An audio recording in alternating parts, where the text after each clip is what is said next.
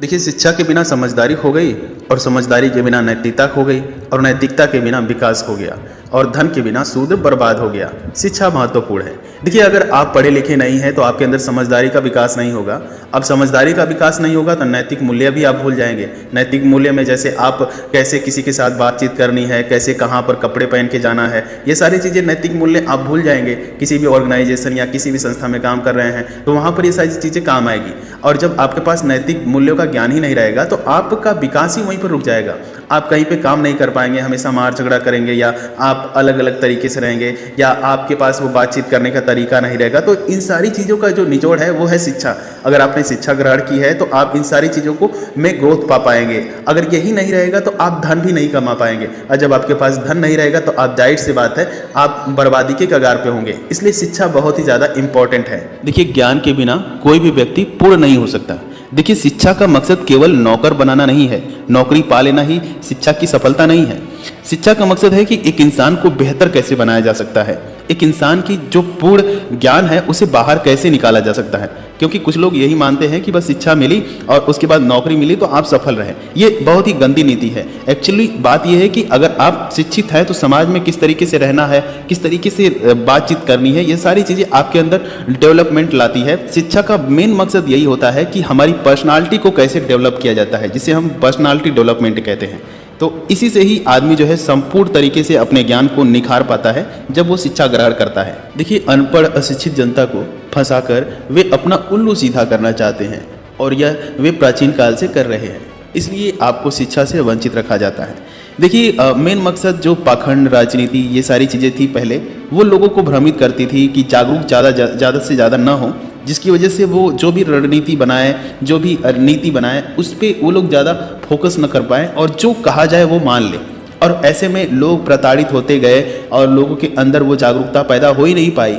लेकिन जब शिक्षा उन लोगों ने प्राप्त किया तब वो अपने मूल अधिकारों को जान पाए और फिर वो अपनी लड़ाई खुद लड़ पाए। इसलिए शिक्षा बहुत ही इंपॉर्टेंट रोल निभाती है अपने हक को प्राप्त करने के लिए और आत्मसम्मान से जीने के लिए। शिक्षा इसलिए बहुत ज़रूरी है। देखिए, अच्छा काम करने के लिए गलत उपायों का सहारा नहीं लेना चाहिए। कहते हैं ना कि लोग जो है सक्सेसफुल होने के लिए गलत रास्ता चुन लेते हैं, जल्दी कामयाब होने के लिए एक अलग अलग तरीका ढूंढते हैं ताकि हम जल्दी से जल्दी पैसा कमा लें। तो ऐसे में आप जो है पीछे रह जाएंगे, क्योंकि कहीं अगर आप गलत काम करते हुए पकड़े गए तो आप सीधे जेल के अंदर चले जाएंगे या आपको बहुत बड़ी सज़ा मिल जाएगी। इसलिए आप सही तरीका अपनाइए, सही टेक्निक अपनाकर आगे की तरफ बढ़िए। ऐसे में आप सेफ भी रहेंगे और आप अपने आत्मसम्मान से जीवन यहाँ पर बिता पाएंगे।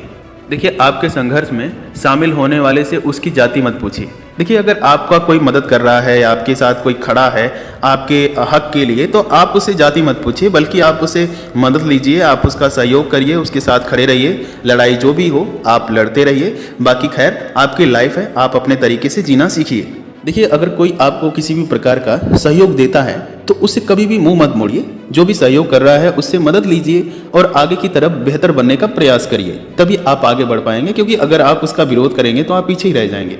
तो आप उसकी मदद लीजिए, हाथ पकड़िए, आगे की तरफ बढ़िए। कहते हैं ना कि एकता में बल होता है। देखिए, जाति या लिंग के आधार पर किसी के साथ भेदभाव करना पाप है। देखिए, इंसान सब बराबर हैं। इंसान के अंदर खून भी वही है, दो हाथ पैर दो नाक सब एक तरीके का है। उन पे भेदभाव करना पाप है। सभी एक ही योनि से पैदा होते हैं। इसलिए जो लोगों ने बता रखा है कि लोग कहाँ कहाँ से पैदा होते हैं वो एक पाखंड का हिस्सा है। इसलिए सभी को सम्मान दे, सभी समान हैं, इसलिए सभी के हक में सब कुछ मिलना चाहिए, सभी को अपना अधिकार मिलना चाहिए। आत्मसम्मान से जीने के लिए इस पृथ्वी पर सभी को स्थान मिलना चाहिए। देखिए, समाज के निम्न वर्ग तब तक बुद्धि, नैतिकता, प्रगति और समृद्धि का विकास नहीं करेंगे जब तक वे शिक्षित नहीं होंगे। देखिए, आजकल के लोग सोच रहे हैं कि अरे ज़्यादा पढ़ा लिखा लोग नौकरी नहीं पा रहे हैं तो पढ़ाई लिखाई का कोई मतलब ही नहीं हुआ। देखिए, पढ़ाई का मेन मकसद नौकर बनाना नहीं है और बस नौकरी ही दिलाना नहीं है। पढ़ाई का मतलब यही होता है कि आप एक अच्छे इंसान बनते हैं, आप लोगों से बातें करने का तरीका सीखते हैं, एक सलीका सीखते हैं जीने का। इसलिए शिक्षा हमारे जीवन में बहुत ही ज़्यादा इम्पॉर्टेंट है। इसलिए शिक्षित बनिए। देखिए, भारत में राष्ट्रीयता की भावना का विकास तब तक संभव नहीं है जब तक खान पीन एवं वैवाहिक संबंधों पर जातीय भेदभाव बने रहेंगे। अक्सर शादियां होती हैं तो उसमें लोग कहते हैं कि इस कास्ट का आदमी नहीं आना चाहिए, उस कास्ट का आदमी नहीं आना चाहिए। इस तरीके से जाति भेदभाव और बढ़ता ही जाता है। अगर इसे ख़त्म ही करना है तो हमें जाति जाति पर रोटी बेटी का रिश्ता रखना चाहिए। उनके घर पर हमारी लड़की शादी करके जाएगी, उनकी लड़की हमारे घर पर शादी करके आएगी। इस तरीके से हम कास्टिज्म को ख़त्म कर पाएंगे, तभी यह पूरी तरीके से हमारे देश में कास्टिज्म खत्म होगा। नहीं तो इस तरीके का कास्टिज्म हमेशा की तरह चलता रहेगा। हमें यह प्रयास करना है कि इस कास्ट को जल्द से जल्द खत्म करने का प्रयास किया जाए। देखिए, यदि आज़ादी, समानता, मानवता, आर्थिक न्याय, शोषण रहित मूल्यों और भाईचारे पर आधारित सामाजिक व्यवस्था का निर्माण करना है तो असमान और शोषक समाज को उखाड़ फेंकना होगा, तभी इस समाज को एक बेहतर समाज बनाया जा सकता है। देखिए, ब्राह्मणों का कहना है कि शिक्षा ने उन्हें पश्चातापी बना दिया है। वास्तव में उन्होंने खुद को केवल इसलिए सुधारा ताकि वे अंग्रेजों के साथ अच्छे पदों पर आसीन हो सके, जबकि वे अपने घर में पत्थरों के टुकड़ों की पूजा करते रहते हैं। ज्योतिबा फूले का एक ही मकसद था और वो कहते थे कि अंग्रेजों की गुलामी तो 100 साल पुरानी है और मैं जिस गुलामी से आज़ाद करना चाहता हूँ वो 3000 साल पुरानी है। तो बस उनका एक ही मकसद था कि महिलाओं को शिक्षित बनाना, लोगों को जागरूक करना, ताकि वो अपने आत्मसम्मान की लड़ाई खुद लड़ पाए और जो उनका मूल अधिकार है वो खुद प्राप्त कर पाए। बस उनकी इतनी ही सी लड़ाई भरपूर विरोध किया जाता था ताकि वो पढ़ा ना सके। जब सावित्रीबाई फूले लड़कियों को पढ़ाने के लिए जाती थी तो गांव वाले उनके ऊपर गोबर फेंकते थे ताकि उनकी साड़ी गंदी हो जाए, लेकिन सावित्रीबाई फूले 2 साड़ी रख के जाती थी ताकि जो गंदी हो जाए साड़ी उसे निकाल कर बदल कर फिर से बच्चों को पढ़ा सके।